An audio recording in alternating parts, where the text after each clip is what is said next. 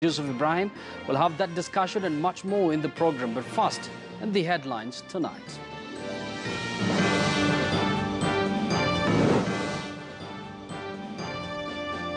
The number of Ethiopian refugees fleeing military assault into Kenya now tops 9,000. I hate to listen or hear anything about these people or even see their picture. Emotions ran high as Nigerian President Muhammadu Buhari meets parents of 110 girls kidnapped by Boko Haram last month. Sacked Ugandan Police Chief General Kale Kayihura officially hands over to the incoming Inspector General Martin Ochola. And tonight we're going to talk about how the fast evolving social media has revolutionized governance in Africa.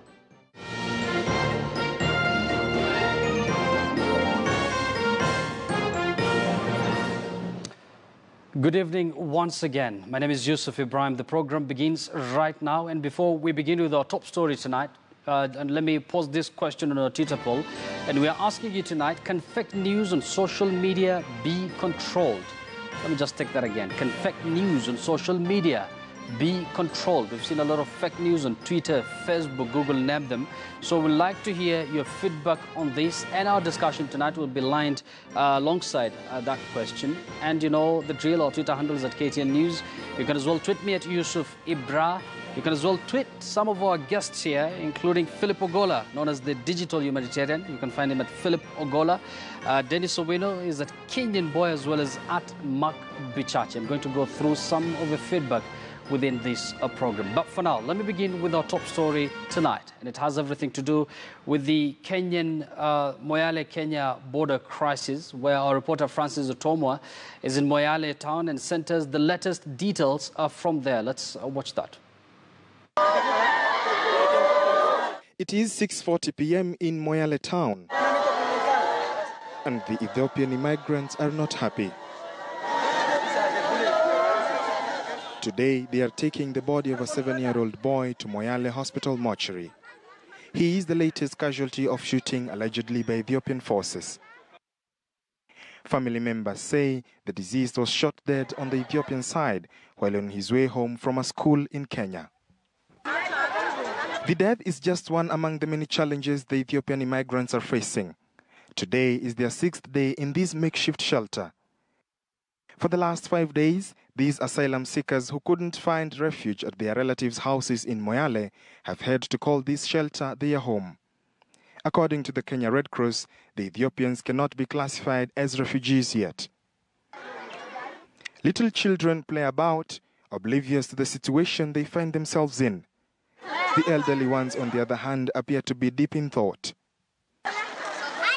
A little while later, the clouds darken. A few drops fall gradually, and soon enough, it is raining. Everyone scampers to safety, albeit to shield themselves from the water. Both the young and old squeeze themselves inside this tent, but as the rain continues, so does the space appear smaller. Tulikimbia na mguu. Tukabeba watoto, mizigo, ndio tukacross border tukakuja upande huu. Despite the heavy downpour, these students brave the cold as they march to at least pass their message across. Eventually, the rain stops and they have to start afresh. From rekindling the extinguished fire to recovering their already wet sleeping mats. This has been the situation for the last few days they have been in Kenya. The Kenya Red Cross says the situation poses health risks.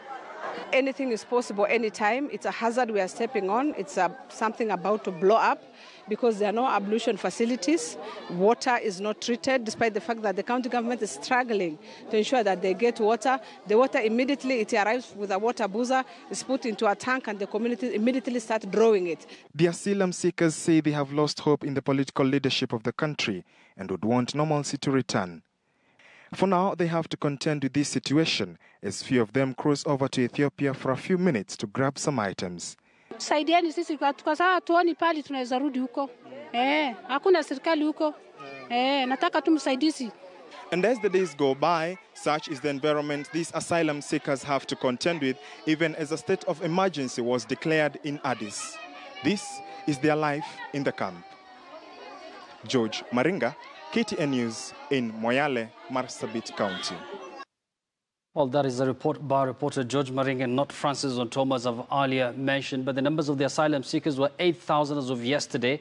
But now they've hit more than 9,000. According to the Kenya Red Cross, the numbers keep on increasing by the day. Clearly, it's a looming crisis there in the border town of Moyale. Now, just to tell us more on the current situation in the border town of Moyale, where the asylum seekers are still holed up. They're yet to be recognized as refugees because they will be referred to as refugees after the relevant bodies, including the UNHCR, consider them as one. But now, for the latest report from the border town of Moyale, I'm now joined by reporter Francis Ontomwa. Yusuf, the tribal tension that has been building up in Ethiopia has been a matter of discussion for a long time, and this time around it appears to be spilling over to Kenya here. And as we are speaking right now, hundreds are leaving Ethiopia, trooping in here into Kenya, and this is of course creating some sort of a security scenario here that has had even local authorities here now start thinking of solutions. As we speak right now, Marsabit County and also the Kenya Red Cross have come in handy trying to help and settle these immigrants who are moving here into Kenya. And as we were today, we were going through this camp. There are 3 major camps here in Moyale that have been set up separately, trying to accommodate these immigrants who've been streaming in into the country. And as we went to one of them today, we noticed that there was a ceremony, a burial ceremony that was in the planning, and it had everything to do with a miner who was killed as he was trekking from Ethiopia into Kenya. And this is one of those issues that have heightened emotions here.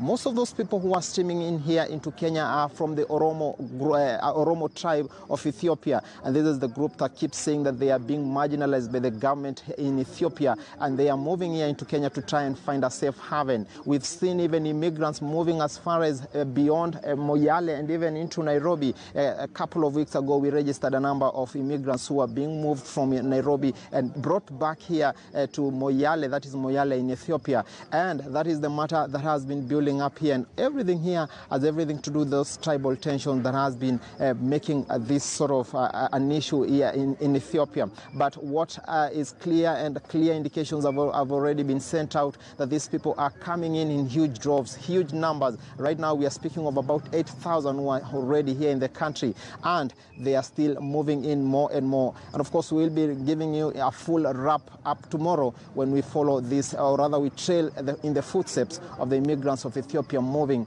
into Kenya. Yusuf. Thank you, Francis Otomo, for that comprehensive update from the border town of Moyale, where there's some sort of a looming crisis there, as he has clearly mentioned. I'm going to link up with him, of course, tomorrow and as the day progresses there in Moyale. Now, the East African